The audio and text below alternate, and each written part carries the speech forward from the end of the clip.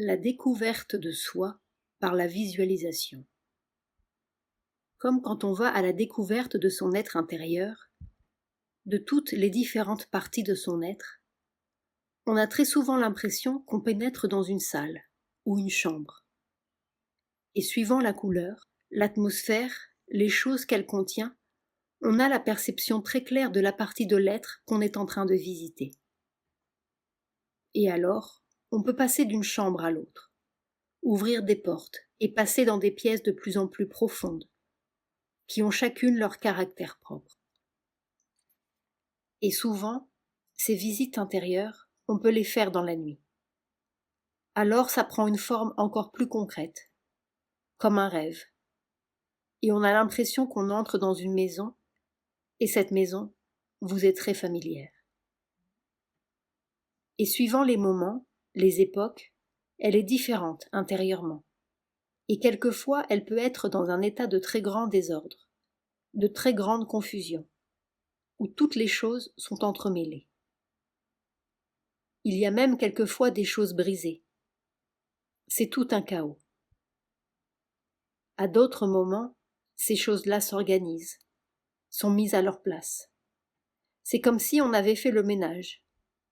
On nettoie, on range. Et c'est toujours la même maison. Cette maison, c'est l'image, une sorte d'image objective de votre être intérieur. Et suivant ce que vous y voyez, ou ce que vous y faites, vous avez une représentation symbolique de votre travail psychologique. C'est très utile pour concrétiser. Cela dépend des gens. Il y a des gens qui sont seulement des intellectuels, pour qui tout se traduit par des idées et pas par des images.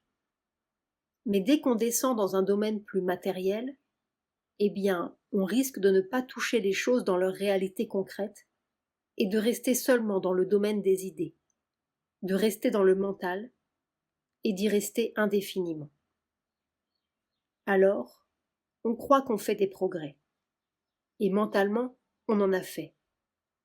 Quoique ce soit une chose absolument indéfinie. Le progrès du mental peut durer des milliers d'années, parce que c'est un champ très vaste et très indéfini, et qui se renouvelle constamment. Mais si on veut progresser dans le vital et dans le physique, eh bien cette représentation imagée devient très utile pour fixer l'action, pour la rendre plus concrète.